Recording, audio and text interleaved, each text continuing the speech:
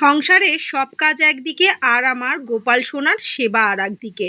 আর্ধেকের বেশি কাজ সেরে স্নান করে চলে আসলাম গপুর সেবায়। ঘুম থেকে উঠেই না মনটা বড্ড ছটফট করে যে কখন আমি গপুকে একটু ঘুম থেকে তুলবো, ওর হাসি মুখটা দেখবো, ওকে একটু গায়ে মাথায় হাত বোলাবো, এইটা আমার ভীষণ ইচ্ছা করে। তাই রেগুলারলি চেষ্টা করি আগে ঘুম থেকে উঠে বাসি কাজ সেরে স্নান করে ওর আগে পুজোটা সারবার।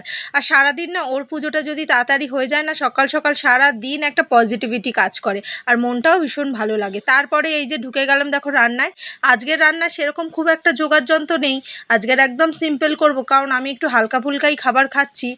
আর এই দেখো রান্না মাছের ঝোল করব আর একটু শাক ভাজা করব, এই হলো আমার রান্নার রেসিপি, আর কোনো কিছু না। তাই হালকা পাতলা ঝোল করলাম। আর কালকে ডাল আছে রাতের বেলায়, আর সেই ডাল, ডিম ভাজা, আলু সিদ্ধ এইগুলো খাবে তোমার দাদারা। তারপর এই যে আমার ব্রেকফাস্টটাও ভাবলাম আমি করে দিই। আর এই এখন আমি একটু হেলদি ব্রেকফাস্ট করছি বলে তাই দেখো কতটা ওটস দুধের সাথে ভিজিয়ে রেখে দিয়েছিলাম ফ্রিজে প্রায় 2 ঘন্টা মতন। আর এটাই এখন আমি একটা কলা দিয়ে খাবো। একটু ড্রাই ফ্রুট হলে ভালো ছিল, তা কিন্তু ছিল না ঘরে যেটা ছিল সেটা দিয়েই আজকে টিফিনটা একটু সেরে নিলাম।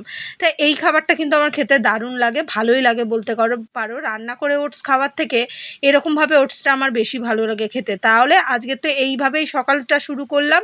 আমিও দেখো ওটসটা খেয়ে নিলাম। আর দেখা হবে তোমাদের সাথে আবারও অন্য ভিডিওতে।